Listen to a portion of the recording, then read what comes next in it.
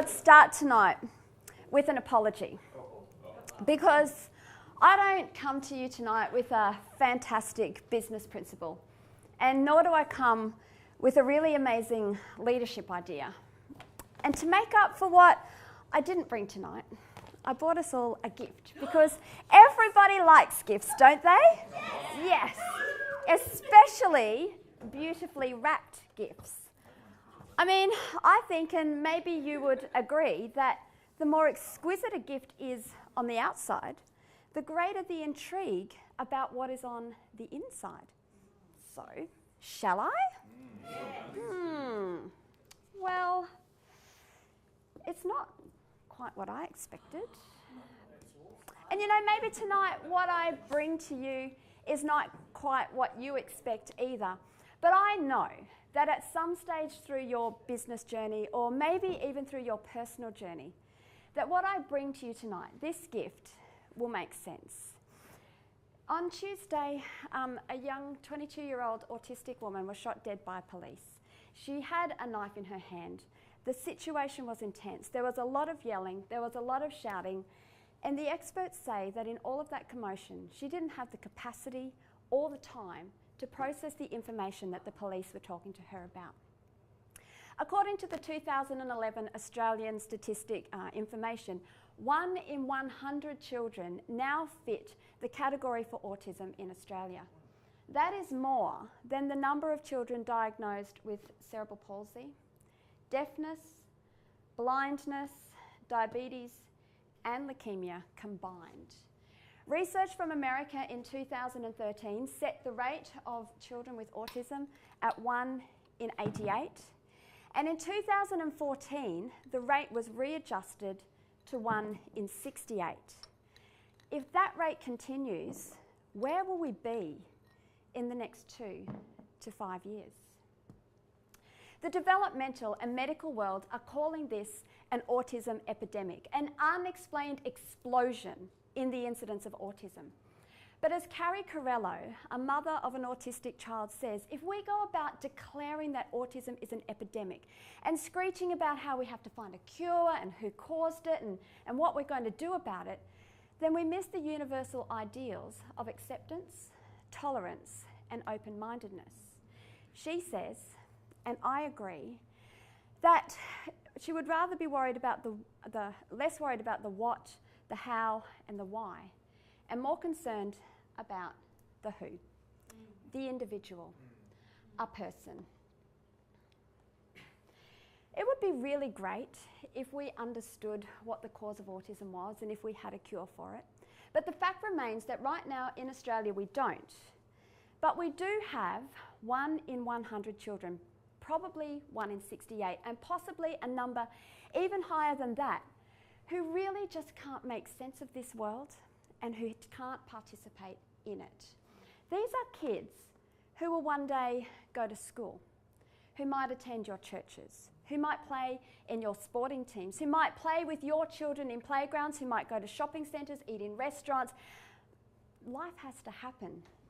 And as business leaders, leaders of the next generation, innovators and humanitarians, I think that we should be appalled with the current status quo that says to these children, you have to be the ones that do all of the changing, and to their parents, their family and their friends, you have to be the ones to do all of the coping.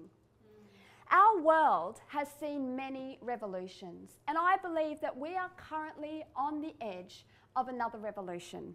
The individual revolution, a revolution that, because these children are neurologically wired differently, understand that they are not naughty kids and is not bad parenting. But this is a revolution that will render our mass markets irrelevant and our current practices impractical. Only those who embraced the Renaissance are still remembered in our cultural world. Only those who embraced industry survived the Industrial Revolution, and only those who embraced technology still exist in this cyber age. You might be starting to catch on to what I'm suggesting tonight. And you might be legitimately thinking, does she expect me to change what I do to suit one person when it currently works for the 99 others? Well, since you brought the question up, let's go there. What about the value of one? Does not one person have the right to feel safe? Do they not have the right to engage and belong in our community? I know of a shepherd who left 99 sheep to go and find one that was lost. Or about a woman who turned her house upside down to go and find one lost coin. A 100-piece jigsaw puzzle is incomplete if one piece is missing.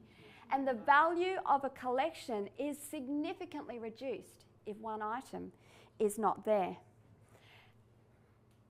What about the power of one? One jelly baby made an impact on him. What about the one man who had a dream? Or the one little woman who served in the streets of Calcutta? Or the one man who really believed that fruit and technology belong together? What about the fact that one is never just one? Because there's one child with autism. There's a mother and a father, a sister, a brother, grandparents, aunties and uncles, cousins, and friends. And when we isolate one of these, we isolate all of those connected to the one. They can't go to the shops together. They can't go to church together.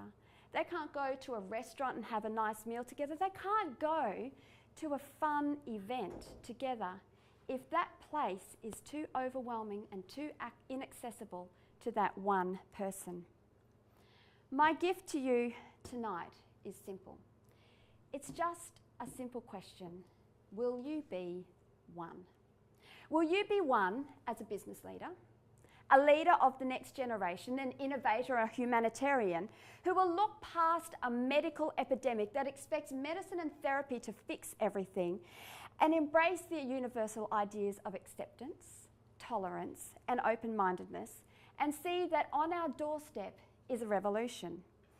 Did you know that movie theatres now offer sensory sessions for children with autism? They leave the lights on and they turn the sound down.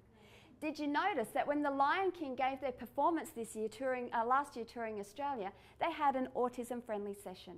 It had a time-out space for these kids when everything else just became too much.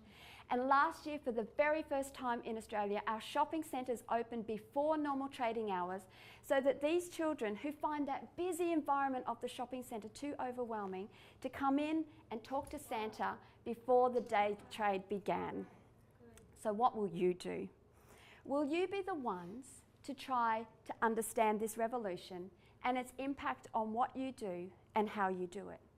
Will you be the ones who teach and preach differently, who market and mentor differently, who coordinate events and create designs differently, and meet these kids and their families halfway so that together we can make a better way? And so these kids don't just have to survive, but they can thrive.